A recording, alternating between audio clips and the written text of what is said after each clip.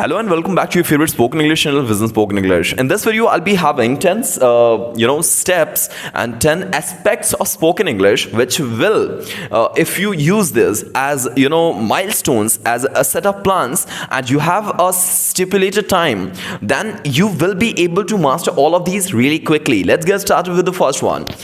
Pronunciation. Let's get to know about this. See, pronunciation is a process of stating statements and words in certain way that people don't have to, mindlessly indulge in order to understand the word, but they understand it quickly if you have a right pronunciation. For example, word like though, they, tough, thoroughly, throw. If you understand all of these, and you will be able to state the word in the way how people already understand it, then you're already at a good level. If you're not, you need to understand three of the steps of spoken English. Firstly, you need to understand vowel and consonant sounds. If you understand these, you'll be able to pronunciate words accurately. You also need to understand the stress pattern in words, that on which letter do you need to pressurize, which letter needs less pressurization, at which word you need more pitch, which word needs less pressure. If you understand all of these, you will be able to pronunciate words accurately. You also need to understand intonations in sentences. For example, if you say, are you going? Are you going? If you speak the statement in such way, then it seems like you're speaking Hindi. Like, tum ja rahe ho, tum ja rahe ho. Something like that. If you speak the same statement like, are you going? Okay. Are you going? So that has the same intonation that English speakers use. So I'm not saying that these are really important, but if you understand this, you'll be having, a bit of professional, addition in your conversation. Let's get to know about the second aspect of spoken English, which is fluency. Fluency is a process of stating your thoughts in such way that does not have more excessive pause. For example, if you're saying I went to market, so it's not like I went to market. If you're not doing it, then you're already at a good level of fluency. You don't need to work upon it. But if you're not, you need to understand three of the things. Firstly, you need to understand the techniques in order to reduce hesitation. Since if you won't feel hesitation, you'll be able to think of anything and you can state it in any way, and you'll have a flow in your conversation. A popular lady named So a popular lady named Virginia Woolf had she had quoted a statement, and that was, if read 1,000 books and your words will flow like a river. And it's true. In order to enhance your fluency, you need to reduce your hesitation. You need to understand the role of practice in your conversation. That will help you to build fluency in long run. You also need to understand strategies in order to think in English, since it all comes from here. Got it? The structure making, sentence framework, all happens here. If this part of the body starts singing English, it'll be easy for you to narrate anything in English. Got it? You don't need to work hard regarding this. You also need to understand vocabulary. See, using the word joyful, excited at the place of happiness, it means you're already at a good level of vocabulary. If you're not, you need to understand three things. Firstly, you need to understand building the personal vocabulary bank. You need to understand the contextual uses of vocabulary. You also need to understand the ripple effect. Now, what is ripple effect? Ripple effect is a process of understanding multiple words without, revolving around, all dictionaries. For example, if you learned a word, education. If you learned the word education, you need to find more words, synonyms to it, and more words that revolve around it. That's called ripple effect. If you learned one word, education, you may also learn the word study, academics, knowledge. You can learn all of these. So accumulatively, you just learned one word, and with the help of that word, you got to know more than 5 to 6 words. This process is called ripple effect, and in the long term, this will pay you off really high. So this is. Now, you also need to understand some idioms, for example, breaking the ice, spilling the beans, raining cats and dogs. If you understand these idioms, you are already at a good level. If you're not, you need to learn all of these. You also need to learn some grammatical structures. For example, stating statements in past, present, and future, and all of these have 4 parts: present, indefinite, continuous, perfect, and perfect continuous. If you be able to construct sentences in all of this, the form of the tense, then you're already at a good level. If you're not, you need to search this on YouTube and any of the platform that you prefer. You may get the help of ChatGPT, Google, Alexa, Siri, any of these with whom you feel comfortable. Now, in grammar, what specifics should you learn? Let's understand this. Firstly, you need to learn some grammatical mistakes that you often commit in your conversation. You also need to understand the importance of tenses in conversation, and you need to understand the pronunciation in spoken context. Got it?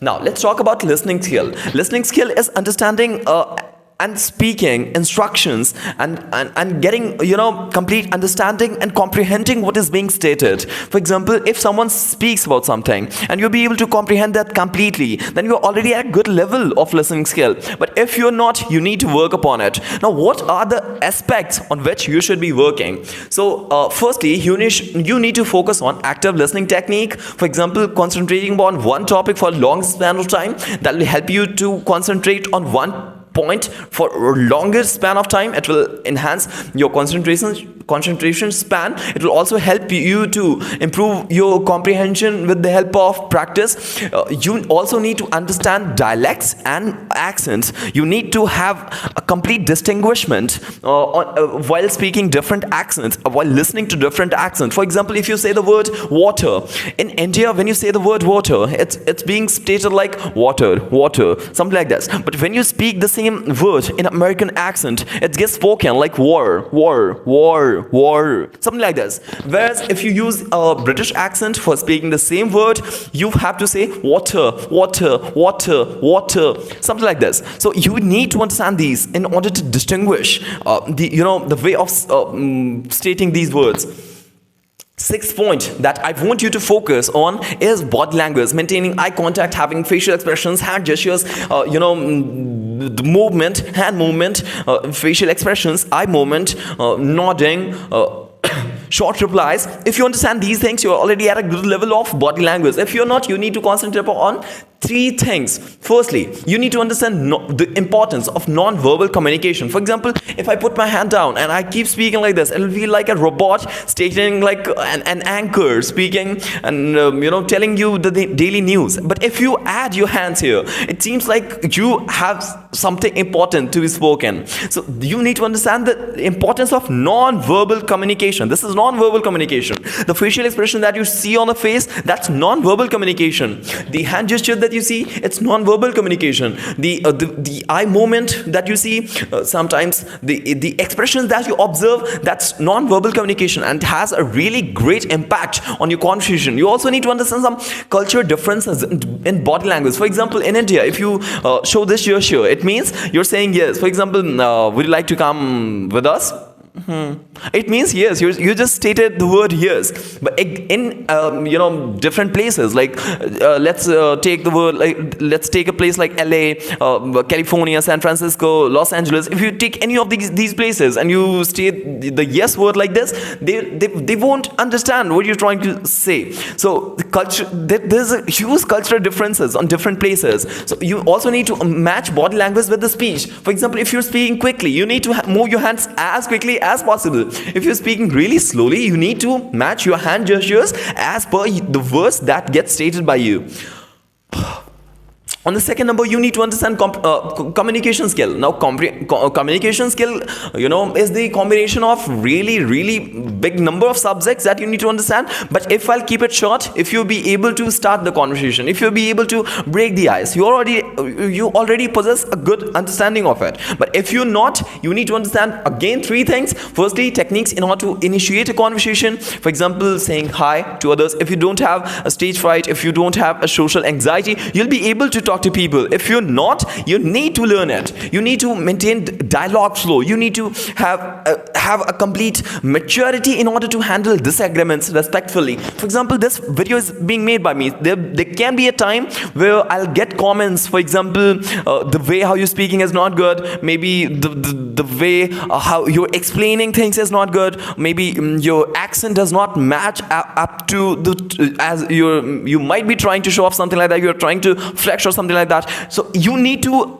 handle these disagreements with due respect. You need to respect the disagreements that are being stated. If you find them right, you need to work upon it. If you find them wrong, you don't need to indulge in that conversation at all. So next one is cultural awareness. You need to recognize cultural references and jokes and idioms. There can be a topic about that. If you talk, there can be a certain person who feel bad. There can be a certain even country who feel bad. That's why the people who are at a good level, for example, take our prime minister, take any of the great leaders, they speak in really calculated speed, so that in that speed there shouldn't be a word that can hurt the audience. There shouldn't be a word that can create any violence. There shouldn't be a topic that gets out of the flow. That's why they speak in such way, in such speed, that they don't commit mistake,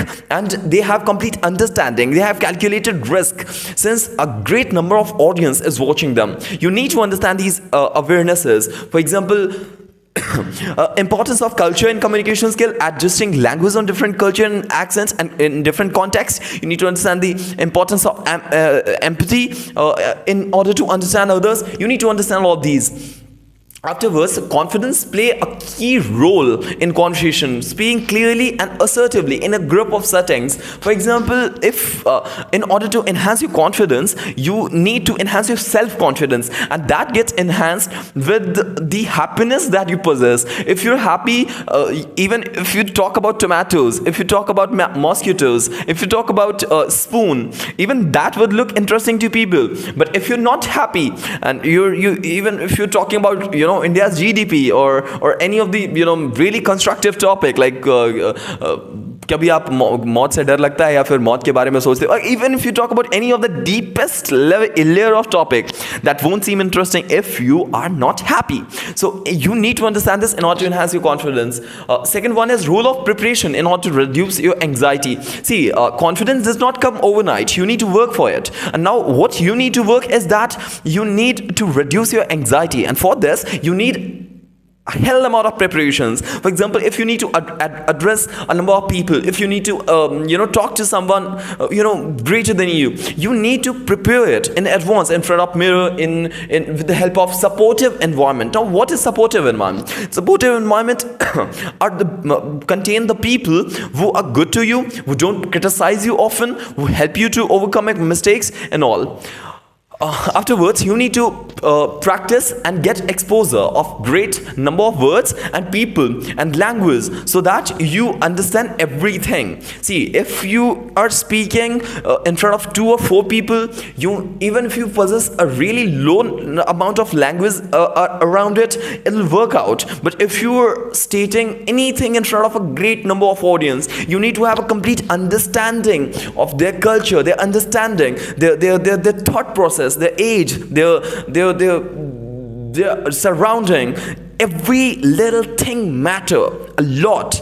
So you need to join conversation clubs and language exchange groups if you want. In order to enhance this, you need to watch English movies and repeat dialogues in order to be good at it. You need to learn some methods in order to do practice consistently. You need to know the importance of getting exposure in different accents. You need to understand using technology in order to enhance your speaking practice. For example, applications like Duolingo, HelloTalk, and there are hundreds of these which help you to practice your spoken English. Now, these aspects, along with other examples and subtopics, provide a comprehensive guide in order to improve your spoken English skills effectively. I find this sufficient for today. It was really long video, but I feel if you have reached here, you're really serious about spoken English, and I'm really grateful that someone is really serious. But if you've really reached up to this point, it means your seriousness matter a lot. Now, I want you to subscribe to this channel and give me a thumbs up if you learned something new in this video. If you want any new topic to be introduced on Vision Spoken English, I want you to comment that topic. I'll try to make a particular video upon that. I feel that's sufficient for today. We'll meet tomorrow with the next one. Wish you a good day.